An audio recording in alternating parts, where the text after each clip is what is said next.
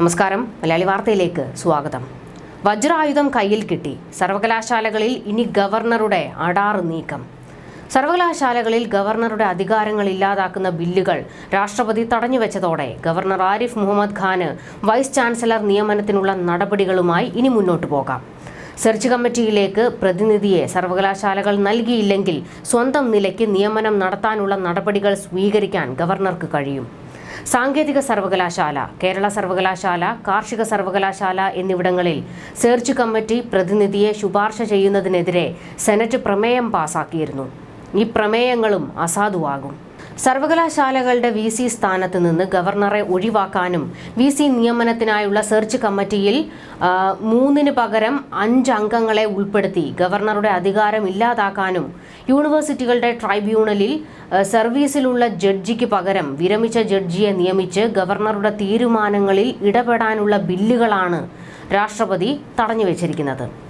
ഇതിൽ തീരുമാനം നീളും എന്നതിനാൽ നിലവിലെ നിയമം അനുസരിച്ച് ഗവർണർക്ക് VC നിയമനത്തിനുള്ള നടപടികളുമായി സധൈര്യം മുന്നോട്ടു പോകാം.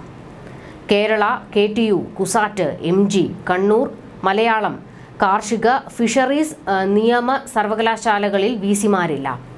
നിയമ സർവകലാശാലയുടെ ചാൻസലർ ചീഫ് ജസ്റ്റിസാണ്. ആരോഗ്യ സർവകലാശാലയിലും വെറ്റിനറി സർവകലാശാലയിലും VCമാരുണ്ട്. കോടതി നിർദ്ദേശപ്രകാരം ഓപ്പൺ, ഡിജിറ്റൽ, കാലിക്കറ്റ്, സംസ്കൃത സർവകലാശാല VCമാരുമായി ഗവർണർ നടത്തിയ ഹിയറിംഗ് പൂർത്തിയായി. കാലിക്കറ്റ് VC നിയമനത്തിന്റെ സെർച്ച് കമ്മിറ്റിയിൽ ചീഫ് സെക്രട്ടറിയെ ഉൾപ്പെടുത്തിയതും സംസ്കൃത സർവകലാശാലയിൽ പാനലിനു പകരം ഒരു പേര് മാത്രം സമർപ്പിച്ചതും ഓപ്പൺ, ഡിജിറ്റൽ സർവകലാശാലകളിൽ VCമാരെ UGC പ്രതിനിധി കൂടാതെ ആദ്യ VCമാർ എന്ന നിലയിൽ സർക്കാർ നേരിട്ട് നിയമിച്ചതുമാണ് VC പദവി അയോഗ്യമാകാൻ കാരണമായി ചൂണ്ടിക്കാട്ടി ഗവർണർ നോട്ടീസ് നൽകിയത്. കോടതി നിർദ്ദേശപ്രകാരം പുറത്താക്കാൻ നോട്ടീസ് നൽകിയ ഓപ്പൺ സർവകലാശാല VC മുബാറക് പാഷ ഗവർണർക്ക് രാജി സമർപ്പിച്ചെങ്കിലും സ്വീകരിച്ചിട്ടില്ല.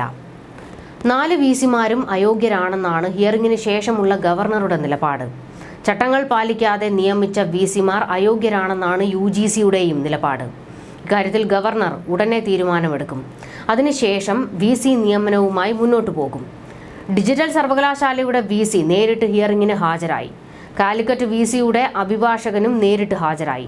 സംസ്കൃത സർവകലാശാല VCയുടെ അഭിഭാഷകൻ ഓൺലൈനിലൂടെ ഹാജരായി. 3 VCമാരും അയോഗ്യരാണെന്നാണ് UGC പ്രതിനിധി ഹിയറിംഗിൽ അറിയിച്ചത്. VCമാർക്കോ അവർ ചുമതലപ്പെടുത്തുന്ന അഭിഭാഷകർക്കോ ഹിയറിംഗിൽ പങ്കെടുക്കാൻ അനുമതി ഉണ്ടായിരുന്നു.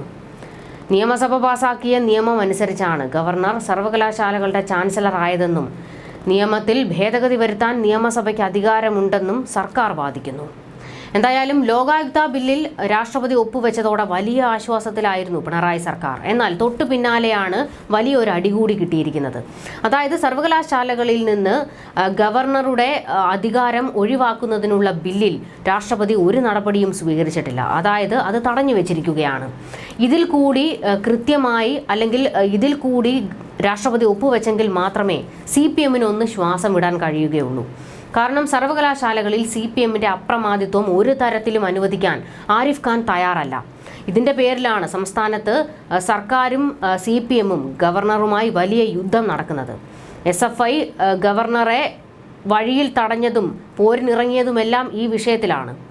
എന്തായാലും ഗവർണർ ഇനി കിട്ടിയ പഴുതിലൂടെ മുന്നോട്ട് പോകാനാണ് തീരുമാനിച്ചിരിക്കുന്നത്. വജ്രായുധം തന്നെയാണ് കിട്ടിയിരിക്കുന്നത്. ഇത് CPMനെ പൊള്ളിക്കുന്നുണ്ട്.